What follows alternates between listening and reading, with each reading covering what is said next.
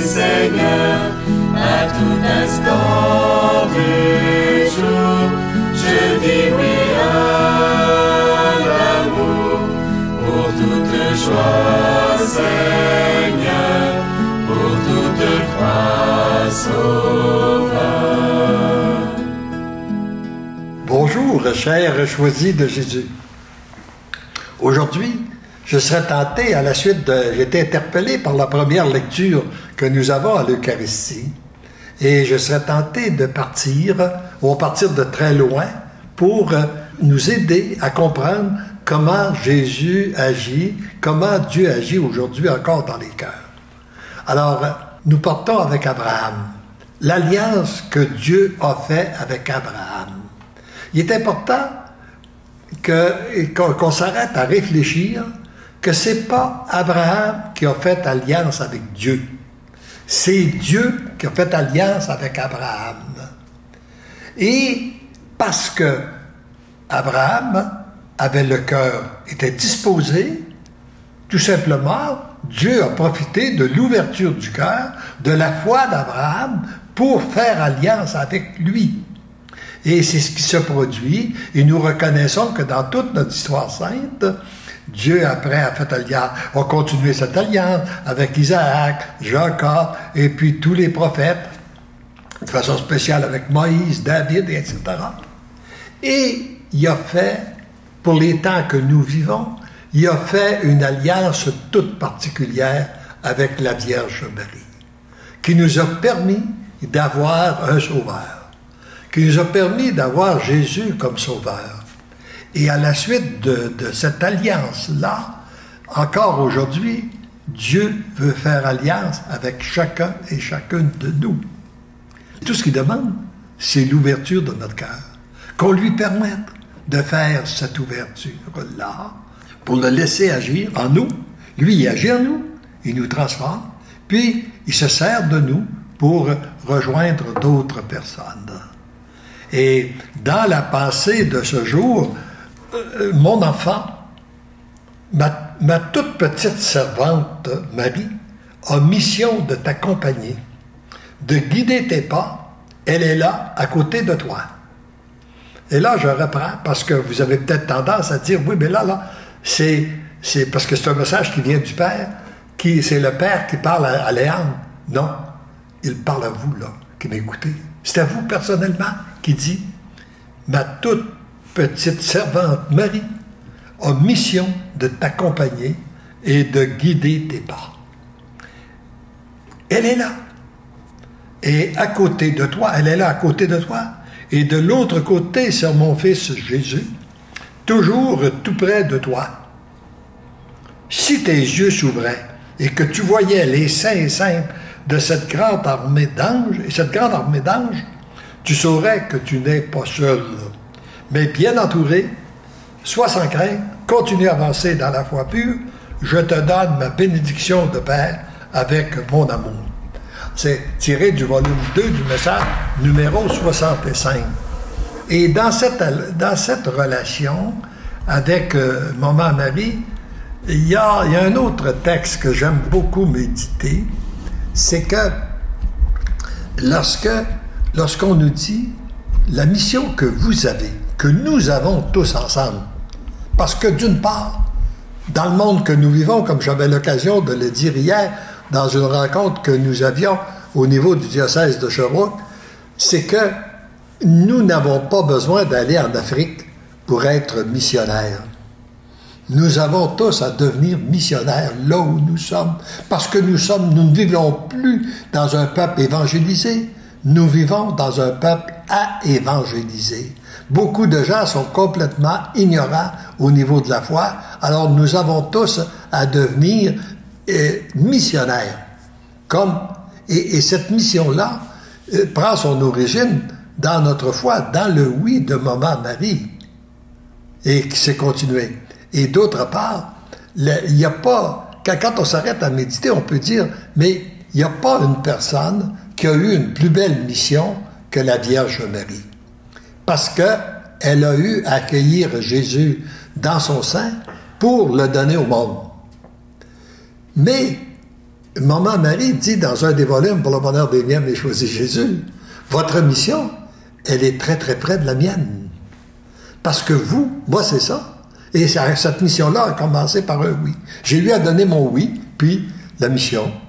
Jésus s'est engendré en elle, et puis elle a donné Jésus au monde. Alors c'est encore ce qu'il demande à chacun de nous. Dieu veut faire alliance avec nous. Alors nous avons à accueillir Jésus dans notre cœur, et lorsque nous l'accueillons, automatiquement, nous le donnons au monde. Nous soyons l'ouverture pour qu'il passe à travers nous pour rejoindre les gens autour de nous. Alors voyez-vous comme elle est belle, cette mission-là. Et elle commence aussi dans l'invisible. C'est simple. On pense parfois que c'est compliqué. Non, non, c'est pas compliqué, c'est simple.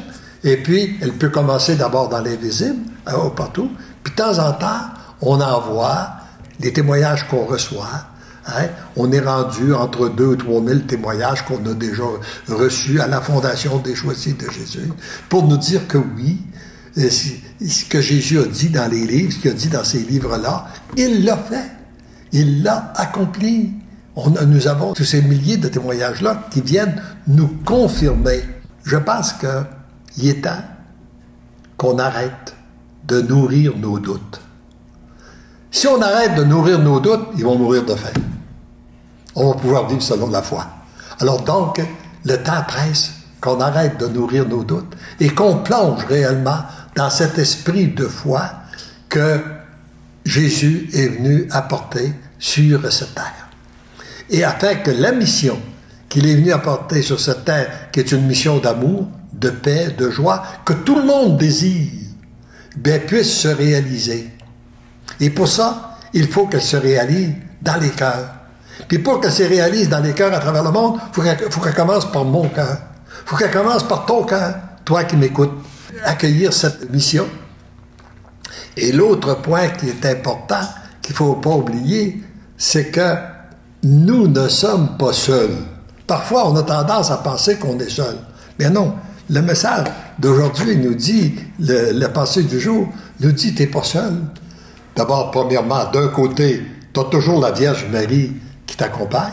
Et moi, je suis sûr que la mission des Choisis de Jésus a été recouverte du grand manteau de Maman Marie. Ce qui fait que ça nous a évité des difficultés. De temps en temps, il y a une petite attaque, mais on s'aperçoit que lorsqu'on est recouvert, et si on se place, et si on place nos familles, tous ensemble, qu'on demande toujours la couverture du grand manteau de Maman Marie, on va exempter bien des souffrances. Parce que le malin n'a pas de chance de s'infiltrer. Ça coupe, je dirais, ça lui coupe les ailes. Il est paralysé. Il est obligé de fuir. Dès que la Vierge Marie est là, lui, il n'y a pas de place. Il n'y a pas de place pour lui. Alors donc, l'important, c'est de s'approcher de la Vierge Marie. Donc, on n'est pas seul. La Vierge Marie est là. Jésus est là, à l'intérieur de nous. Et c'est cette alliance-là qu'il veut faire, et qu'on puisse découvrir ensemble que c'est notre intimité qu'on peut avoir avec lui, qu'on lui permet d'avoir avec nous, qui vient changer notre intérieur. Puis après que notre intérieur est changé, ça change autour de nous. Parfois, ça change à travers nous. Il se sert de nous pour rejoindre d'autres personnes. Et l'autre point qui est important, qu'on n'oublie pas, c'est que dès qu'on fait cette alliance-là, comme Dieu a fait alliance avec Abraham, nous on fait cette alliance très très près avec Jésus, notre Sauveur, c'est-à-dire lui vient faire alliance avec nous, ça nous met en communion avec tous les saints et saintes du paradis et de la terre. Donc nous ne sommes pas seuls. Il y a une multitude de saints et de saintes qui sont là pour nous accompagner. Et il y a tout le ministère des saints anges, qui sont nombreux, parce que on connaît la force des anges quand on regarde les anges des ténèbres. Mais il y a juste le tiers des anges qui sont devenus mauvais. Alors donc, c'est juste le tiers. Puis, c'est pas les plus forts, parce que c'est les bons anges qui ont gagné. Quand ils se sont battus, c'est Saint-Michel qui a gagné sur Lucifer. Mais on voit tout de même la puissance des mauvais anges. Mais la puissance des bons anges, qui sont 2 fois plus nombreux et qui ont été les plus forts, qui ont gagné. Donc, ces anges-là sont avec nous. Puis même plus que ça, il y en a un qui est là exclusivement pour chacun de nous. Il y en a au moins un. Et on doit le faire travailler. Moi, je dis, c'est important qu'on le mette à l'ouvrage, qu'on s'en serve, parce que sinon, il s'ennuie. C'est peut-être le temps qu'on s'interroge. Est-ce que ça se peut que mon ange gardien, moi, qui s'ennuie, parce que je ne l'utilise pas? J'ai oublié de lui parler. J'ai oublié de l'envoyer en mission. J'ai oublié de lui dire, va, j'ai une rencontre à faire ce matin, va donc, toi, rencontrer les anges gardiens des autres personnes que je vais rencontrer pour faire l'unité dans les cœurs et les esprits avant la rencontre. Puis moi, j'aime passer par le manteau de la Vierge Marie aussi, là-dedans, parce qu'elle est la reine des anges. Alors donc, je dis, tu peux donner ordre aux anges, toi? T'es la reine. Alors, donne ordre à mon ange gardien, donne ordre aux anges gardiens que je vais rencontrer aujourd'hui, de faire l'unité dans les cœurs et les esprits. Et vous serez témoins, comme je l'ai été à maintes et maintes occasions, des merveilles que le Seigneur fait. C'est pas juste de l'imagination, de l'illusion, c'est une réalité. Et plus on l'expérimente, eh bien, plus ça vient grandir notre foi, plus ça nous donne des motifs de louange, d'action de grâce, et on entre de plus en plus dans ce monde de jubilation. Au lieu de se laisser attrister d'un monde qui semble dépérir, la foi qui diminue, nos églises qui se vident, etc., etc., nous assistons à un monde qui se reconstruit, à une nouvelle civilisation qui est bel et bien en marche présentement et qui produit des fruits extraordinaires. Vous trouvez pas que c'est beau? J'aimerais ça peut-être entendre vos commentaires. Peut-être qu'il y a des gens qui ont des réactions. Est-ce qu'on pourra reprendre le message 65 pour l'approfondir davantage du 2e volume? Bien sûr. Il y a... en fait, vous savez qu'on est quand même un petit 10 secondes en avance là, sur ce qu'ils entendent. Et puis, il y a déjà des personnes qui ont répondu à votre invitation, disant j'ai une preuve, Céline qui nous dit ça, j'ai une preuve, Jésus était avec moi, je pleurais et souffrais, il pleurait et souffrait avec moi, et Marie aussi. Quelle grâce que j'ai eue avec eux et les saints. Ma foi grandit avec beaucoup d'amour autour de moi, merci. Rosanne qui nous dit, mon ange gardien, je l'aime, je l'appelle matin et soir. Matin et soir. Matin et soir. Elle l'appelle matin et soir. Puis à part de ça, il est disponible 24 heures par jour. Oui, aussi. Puis il semble qu'il ne se repose pas, lui. Il n'est pas comme nous, il semble qu'il n'a pas besoin de repos. Il n'a pas besoin de repos, ouais, il veille jour et nuit, hein. Et j'ai Marie-Lou qui dit, je demande à mon ange de prier avec moi, ainsi nous sommes 2 à prier. C'est ça, exactement. Voilà. Alors, donc, voilà. C'est ce que nous avons ce matin. Merci de nous suivre, hein? Merci d'être là. Oui. Et je vais reprendre le texte 65 du 2e volume. Et puis, pour vous situer un peu, pour aider à comprendre le contexte, là, c'est que nous étions au 8 août 1999. La veille, j'avais été invité à donner une conférence à Québec pour une journée de ressources humaines qu'il y avait. Dans l'avant-midi, je m'étais préparé, j'ai donné la conférence. Dans l'après-midi, je n'étais pas préparé, on m'a demandé de reprendre la parole. Bon. Et puis, le lendemain, j'avais l'impression que je n'avais peut-être pas livré le message comme il faut. J'étais plus ou moins satisfait et puis je porte ça entre les mains du Seigneur, puis finalement, je lui offre mon imperfection, là, les erreurs que j'ai faites. Je dis, toi, de toute façon, quand on lui offre ça, il les transforme. Alors, au lieu que ce soit un échec pour les gens qui étaient là, fais-en une source de grâce. Profite des erreurs que j'ai pu faire pour en faire une source de grâce dans le cœur des personnes qui étaient là. À la suite de cette prière-là, le Père, c'est le Père qui répond, parce que c'était à la fête du Père aussi, là. Hein? Alors, moi, je le remercie d'avoir été témoin de son agir, et lui, il me dit, merci d'être mon serviteur. Merci d'être là. Alors, il aime aussi, en même temps qu'on le remercie, lui aussi, il aime nous remercier lorsqu'on est là. Et puis tu es juste un petit instrument que je veux utiliser. Puis donne-moi cette liberté de pouvoir t'utiliser comme je veux, parce que nous entrons dans une nouvelle civilisation. Puis on a à regarder tout le temps, garder les yeux sur cette nouvelle civilisation. Ce monde nouveau qui se reconstruit, ça garde notre espérance. L'Église qui se renouvelle. Et quand on parle d'Église nouvelle, comme je l'ai souvent dit, je le répète, il ne s'agit pas d'une Église parallèle à l'Église que nous connaissons. C'est notre Église, nous l'appelons nouvelle parce que les cœurs sont renouvelés. Puis lui, il nous dit, inquiète-toi pas de rien, j'ai la situation bien en main. Mais ce qui est important, c'est que tu acceptes de te laisser guider. Hein? C'est que trop souvent, nous sommes des enfants rebelles. Alors, entre les mains du Père, accepte de te laisser guider. Puis demande-moi toujours de t'inspirer.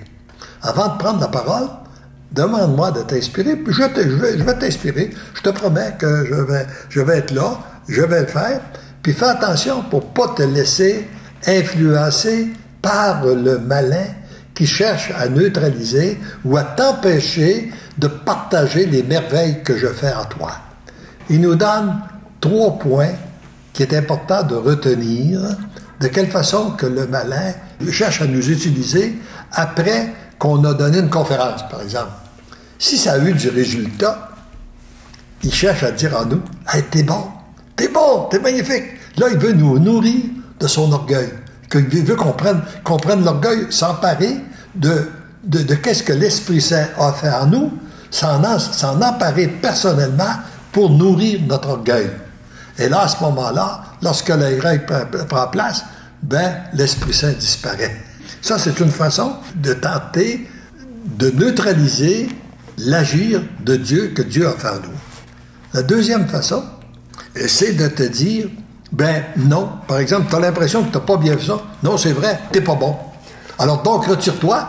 T'es pas bon, tu fais rien de bien. Alors donc, retire-toi, vas-y pas. Fait que là, il vient de neutraliser, le malin vient de neutraliser l'action que l'Esprit Saint veut faire en nous. Parce que là, on n'avance plus. Non, moi, je suis pas bon. Hein? Puis, parce que ce qu'on a à comprendre, c'est qu'on n'a pas besoin d'être bon. On a tout simplement besoin de le laisser agir et ça va nous rendre bon.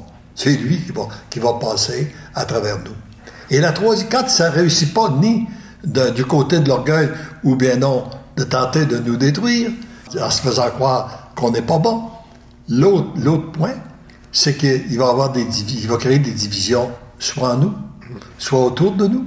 Parfois, certaines épreuves qui vont se passer, là, que le malin va essayer de nous faire voir. Puis là, vois-tu, pour tâcher de nous décourager, vois-tu, moi, j'ai voulu travailler, j'ai fait telle chose, puis là, ça m'a emmené telle épreuve, donc, finalement, je fais plus rien pour pas avoir ces épreuves-là.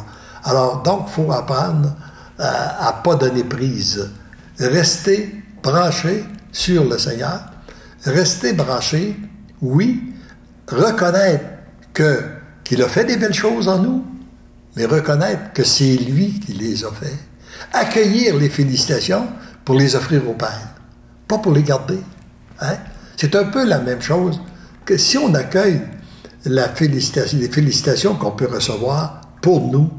Par exemple, si on avait bien parlé, à la suite des gens trouvent qu'on a bien parlé, c'est comme la fleur qui voudrait s'enorgueillir parce qu'elle est belle. Elle n'a pas de mérite. C'est Dieu qui l'a fait belle comme ça. Hein? J'aimais ça dire ça dans mes conférences. J'ai dit, mesdames, quand on vous dit que vous êtes belles, dites pas non. Hein? Dites oui. Hein? Puis, ne vous nourrissez pas d'orgueil.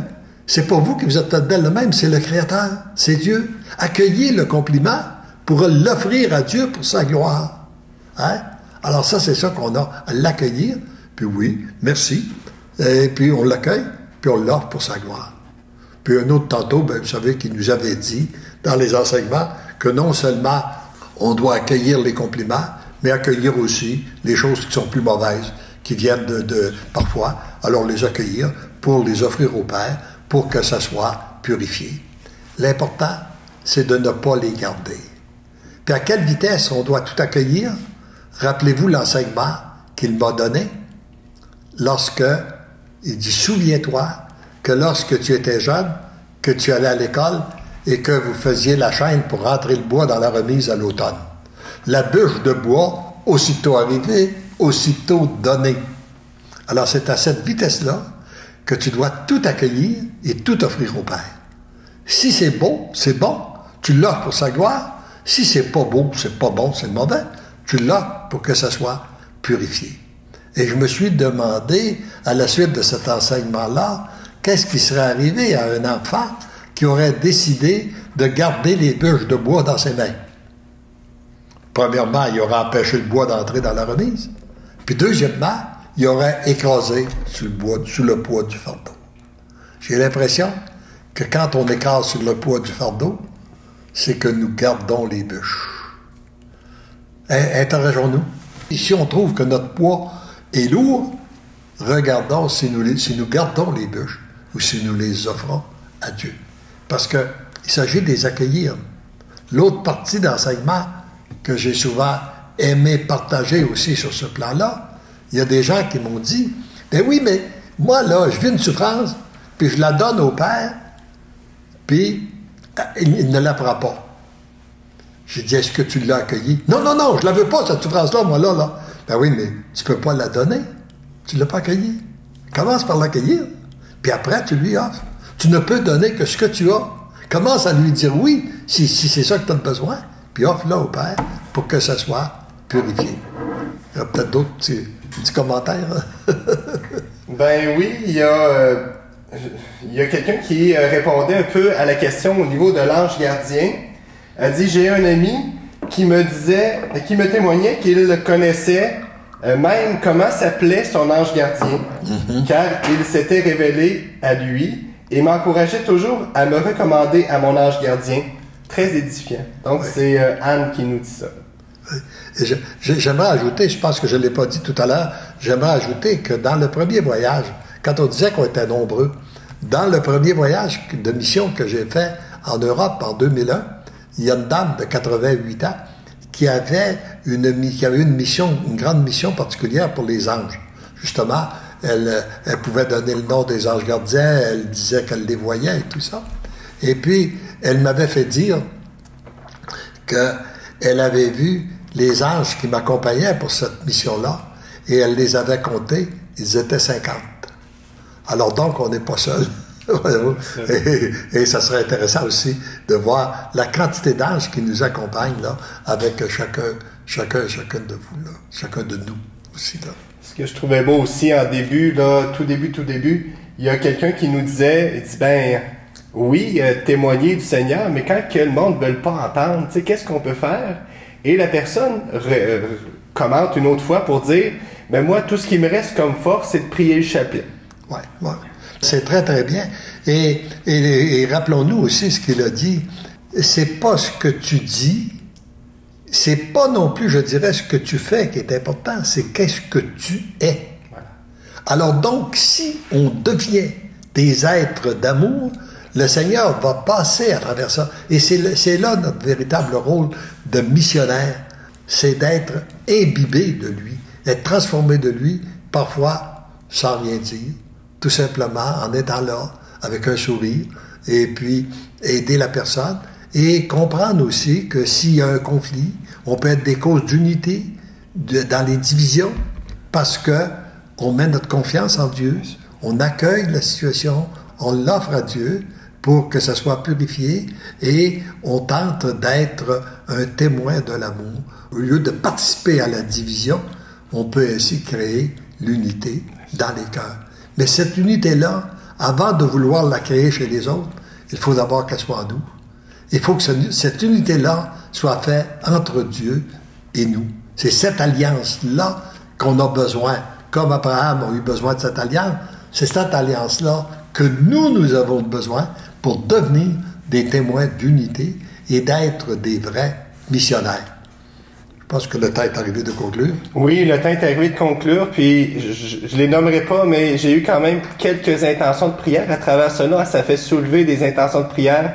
Fait que je vous laisse avec ça pour la conclusion. Oui. toutes vos prières, on va les remettre entre les mains de nos saints anges. Puis on va demander à Maman Marie de les accueillir, puis de les présenter au Père.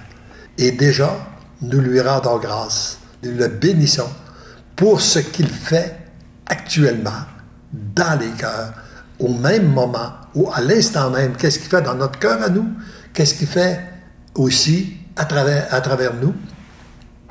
Et heureux sommes-nous de pouvoir participer à cette construction d'un monde nouveau, contribuer à porter notre petite part pour que la civilisation de l'amour grandisse de plus en plus dans le monde et que nous puissions être nombreux à demander le grand retour de Jésus dans sa gloire et que non seulement que nous le demandions, mais que nos cœurs soient préparés à l'accueillir.